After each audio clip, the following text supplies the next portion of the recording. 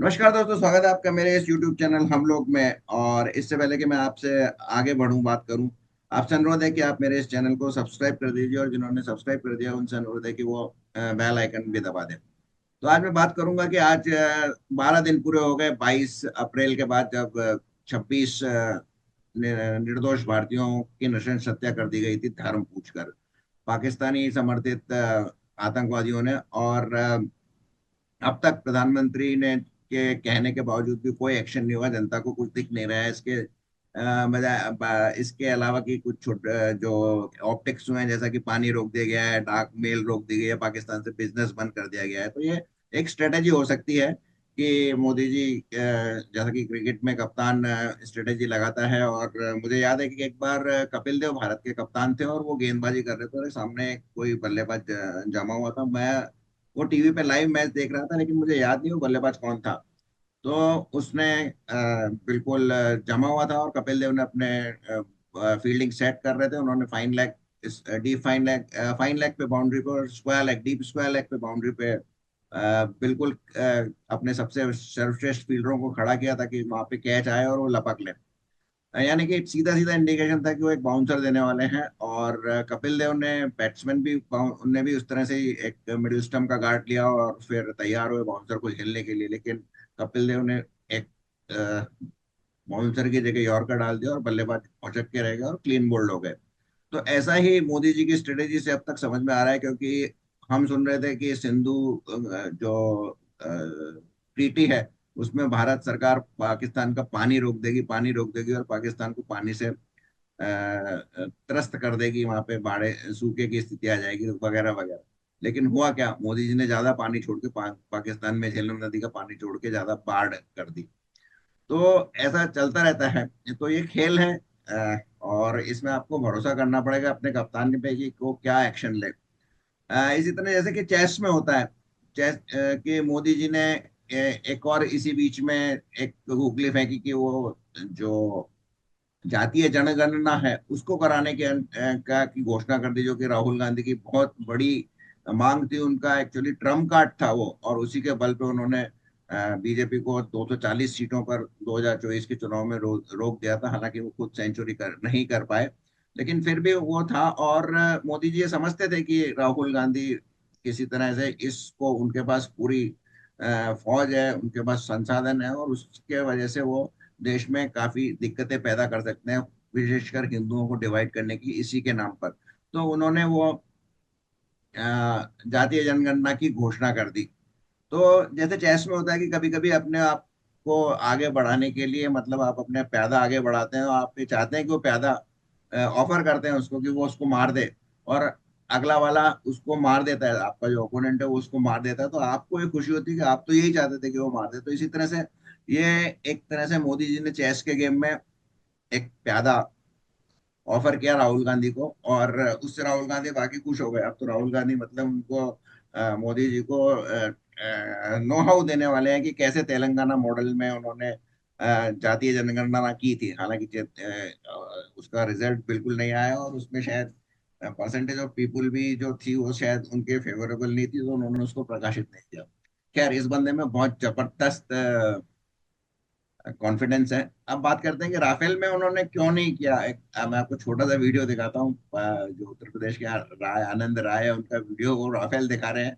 काफी comic video, आपको भी मजा आएगा देखने में। तो इस तरह से काफी वो है मोदी जी पीछे राजनाथ सिंह। आज आप राफेल ले आए, नींबू मिर्च बांधकर खड़ी किए हुए हैं। मैंने नहीं बांधा है, वो बांधा है, इस केंद्र की सरकार ने बांधा है। रक्षा मंत्री ने नींबू मिर्च बांधकर खड़ा किया हुआ है। तो लाए हैं, उसका उपयोग कब होगा? कब आतंकवादियों का सफाया होगा? कब आतंकवाद को बढ़ावा देने वाले लोगों को सफाया करेंगे? वो है मोदी जी पीछे राजनाथ सिंह। अच्छा, ये वही वाला है, नींबू मिर्ची वाला? हाँ, ये जो केंद्र सरकार ले आई राफेल, रक्षा मंत्री जी ने नींबू मिर्च बांधकर इसको खड़ा किया हुआ है। ये मैंने नहीं बांधा, ये रक्षा मंत्री, ये भारत सरकार ने बांध के खड़ा किया हुआ है नींबू मिर्च।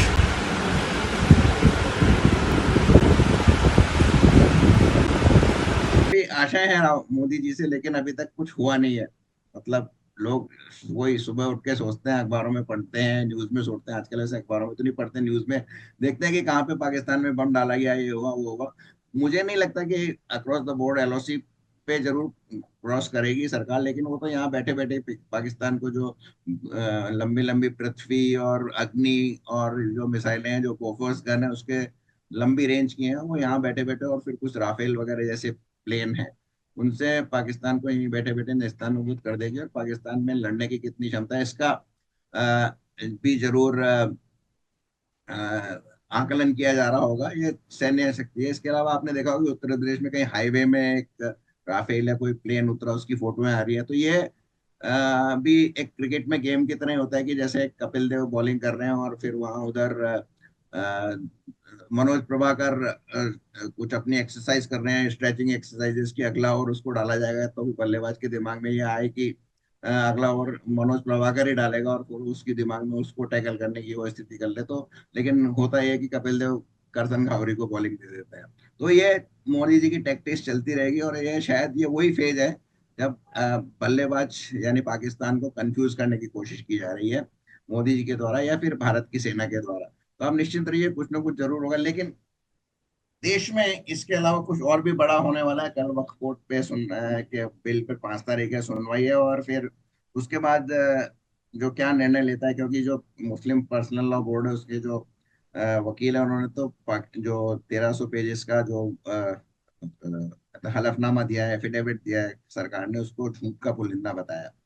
अब देखते हैं क्या होगा। शायद संजीव खन्ना भी विदेश यात्रा से लौट आए होंगे, और निर्णय की घड़ी आ गई उनके पास। शायद 7-8 दिन ही बचे हैं, उसके बाद वो शायद 11 तारीख को रिटायर हो रहे हैं। उसके तो उससे पहले हो सकता है वो कुछ निर्णय देना चाहें। और उसके बाद तो गवाई जो रिपब्लिकन पार्टी ऑफ इंडिया गवाई गुट के फ्रैक्शन के संस्थापक के बेटे हैं, वो भारत के वो न्यायाधीश बनेंगे, मुख्य न्यायाधीश। तो क्या होगा देखने वाली है बात है। लेकिन सबसे बड़ी नजरें जो रहेंगी लोगों की वो 8 तारीख पे रहेगी, जो क्रॉस एवेन्यू कोर्ट में जिन्होंने कि सोनिया गांधी और राहुल गांधी को नोटिस दिया है इन नेशनल हेराल्ड के केस में, तो उनका क्या होगा। जैसे कि सभी विशेषज्ञ कह रहे हैं, यूट्यूबर्स भी कह रहे हैं कि ये यूट्यूबर्स ने कानून विशेषज्ञ की राय है कि एक ओपन एंड शट केस है, और इसमें किसी भी तरह इनका बचना बहुत मुश्किल है, कितने ही बड़े वकील इसमें खड़े कर लें। लेकिन होगा ये कि ये भी रास एवेन्यू कोर्ट में, लोअर कोर्ट में चलेगा, हाई कोर्ट में चलेगा, सुप्रीम कोर्ट में चलेगा, और फिर कहीं ना कहीं तो उनको जमानत मिल ही जाएगी अगर वो राउस एवेन्यू कोर्ट में। वैसे तो उसमें उसने ही सालों लगाने हैं। हालांकि इस बार उन्होंने बहुत जल्दी डेट दी, 8 तारीख की। 8 तारीख को सुनवाई की। पर भारतीय जो न्याय व्यवस्था है, आप जानते हैं कि क्या होता है। और सरकार यानी मोदी सरकार, बीजेपी एनडीए सरकार, वो भी ये नहीं चाहती कि राहुल गांधी और सोनिया गांधी को जेल हो या वो जेल में जाए, क्योंकि इसमें कुछ लोगों का मानना है कि क्योंकि इसमें ओपन एंड शट केस है, काफी कुछ उनके पास जो है वो पक्का पक्का केस बनता है, तो उनको जुडिशियल कस्टडी में भेज दिया जाए, यानी कि जेल में भेज दिया जाए। पूछताछ करने की कोई जरूरत नहीं है, क्योंकि पूछताछ तो काफी हो चुकी है। और इसमें एक और इम्पोर्टेंट बात है कि किस तरह से नरेंद्र मोदी सोचते हैं इसको। कल प्रदीप सिंह जी ने अपने ही वीडियो में बताया था कि जब अटल बिहारी वाजपेयी प्रधानमंत्री थे उस समय जो वोट फॉर नोट का जो एक केस हुआ था, उसमें नरसिम्हा राव के गिरफ्तारी के चांसेस थे, और उन्हें तिहाड़ जेल में रखा जाना था। लेकिन उसमें जो, क्योंकि वो एसपीजी प्रोटेक्टिव थे, तो एसपीजी ने मना कर दिया कि नहीं, हम एसपीजी प्रोटेक्टिव को जेल में नहीं जाने देंगे, उनकी प्रोटेक्शन प्रोटेक्शन वहां पर इस पॉसिबल नहीं है। हालांकि तिहाड़ जेल बहुत ही सुरक्षित जेल थी। तो फिर उसमें ऐसा किया गया कि तिहाड़ जेल के पास ही एक बंगला गेस्ट हाउस था, शायद ईडी का या सीबीआई का, उसमें उनको रखने की व्यवस्था की गई थी प्रधानमंत्री अटल बिहारी वाजपेयी के निर्देश पे। पर वो परिस्थिति नहीं आई, नरसिम्हा राव को गिरफ्तारी करना नहीं पड़ा। तो ऐसा नहीं हो सोनिया गांधी और राहुल गांधी के केस में, तो आज से 2020 में ही उन पे से उनसे उनकी जो सुरक्षा व्यवस्था है उसका विवेचना करते हुए वर्तमान सरकार ने उनसे एसपीजी प्रोटेक्शन हटा लिया था। तो अब अगर ऐसा केस आया कि उनको जेल में नहीं जाने देने की बात आई तो वो एसपीजी रोकेगी तो वो भी नहीं होगी। तो काफी कुछ लंबी सोचते हैं नरेंद्र मोदी। और मेरा तो ये पक्का मानना, और आप ये भी निश्चित मान के चलिए कि मोदी जी इस टर्म के अंत के पहले पहले राहुल गांधी और सोनिया गांधी को जेल में चक्की पिसवाएंगे। ये पक्का है, क्योंकि ओपन एंड शट केस है और वो उनकी पर्सनल एक वेंडेटा भी है। उनका पर्सनल वेंडेटा नहीं, वो पर्सनल स्तर पे वो बदला लेना चाहते हैं दोनों, अमित शाह और मोदी। ये मेरा मानना है, हो सकता है गलत हो, लेकिन क्योंकि केस बहुत टाइट है, वाटर टाइट केस है, ओपन एंड शट केस है, तो उनको जरूर होगी। अब इसमें फिर वही एक लोगों का रोना शुरू हो जाता है कि भाई इंदिरा गांधी को चरण सिंह ने मोरारजी देसाई के की सलाह के खिलाफ भी 1977 के बाद गिरफ्तार करवाया था। और इंदिरा गांधी बहुत चूंकि शाणी पॉलिटिशियंस थी, उन्होंने गिरफ्तारी के पहले गाड़ी में चढ़ने से पहले उन्होंने कहा कि मुझे हथकड़ी भी पहना दिया है, तो उन्हें हथकड़ी पहनवा दी गई। और फिर उसका वो तब तक गिरफ्तारी उसने नहीं दी जब तक कि वहां पे बहुत सारे पत्रकार नहीं आ गए। तो फिर अगले दिन वो फोटोएं पूरे अखबारों में छपी, गिरफ्त हथकड़ी के साथ इंदिरा गांधी की, और वहां से खेल पलट गया। तो इस तरह का डर भी शायद कहीं ना कहीं एनडीए या मोदी जी को, सरकार को है। इस तो एक तो ये डर है, और दूसरा है कि उनके जो स्टार प्रचारक है राहुल गांधी, अगर उसके बिना वो अगला चुनाव कैसे जीतेंगे, ये भी थोड़ा सोचने वाली बात है। लेकिन हर चीज की एक सीमा होती है।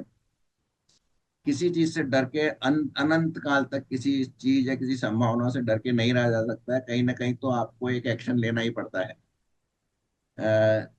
तो फिर इसलिए मुझे लगता है कि इनकी गिरफ्तारी होगी और इन दोनों को जेल में सड़ना पड़ेगा।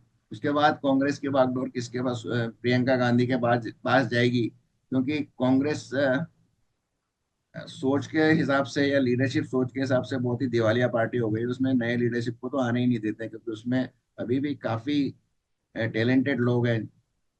अगर उनको मौका मिले तो पार्टी को वापस से खड़ा किया जा सकता है। तो सवाल यह है कि क्या वो लोग इंटरेस्टेड हैं पार्टी को खड़ा करने में। वो अगर जो भी लीडर हैं कांग्रेस के, वो अपने राज्य में अपनी राज्य की पॉलिटिक्स करते हैं और वहीं पे चीफ मिनिस्टर आदि बनने के चक्कर में रहते हैं, और वो उसमें खुश रहते हैं, क्योंकि उनको पता है कि अगर केंद्र में आ गए तो फिर अगर सरकार आए तो उनको कोई फायदा नहीं होने वाला। प्रधानमंत्री तो गांधी परिवार से ही बनेगा, और फिर उनकी इच्छा से या फिर किसी को कोटरी के हिसाब से जो उनकी भी होती है उससे उनको मंत्री पद आदि मिलेंगे। तो ऐसा अशोक गहलोत ने बहुत ही एबली डेमोन्स्ट्रेट किया था पिछली बार। तो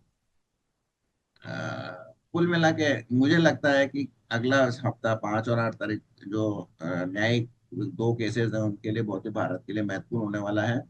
वक्फ बोर्ड का फैसला नहीं होगा, लेकिन राहुल गांधी के बारे में कुछ तो होगा। राहुल गांधी और सोनिया गांधी के बारे में, क्योंकि उनको नोटिस ऑलरेडी दे दिया गया है, और शायद उनको पर्सनल अपीयरेंस भी हो उसमें जाना पड़ेगा।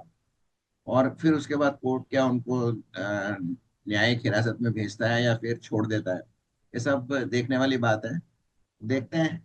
इंतजार मुझे भी है और इंतजार आपको भी है। और जो दूसरा इंतजार है कि वो अगली गेंद, अ, अगला ओवर मोदी जी किसको देते हैं और किस तरह की बॉलिंग करवाते हैं, किस तरह की फील्ड सेट करते हैं पाकिस्तान के लिए। तो ये भी इंटरेस्ट होगा। तो चलिए देखते हैं क्या होता है।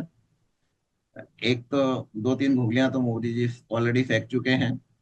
उसमें से एक जनगणना की है, वो भारतीय राजनीतिज्ञों के लिए है। और पाकिस्तान को तो कुछ कुछ समझ में नहीं आ रहा होगा कि वो क्या रहा है और या क्या आदमी करना क्या चाहता है। तो इस अंक में बस इतना ही। अगर आपको ये बातचीत अच्छी लगी हो तो उसको लाइक कीजिए और अपने दोस्तों के साथ शेयर कीजिए। मुझे आशा है आपने सब्सक्राइब तो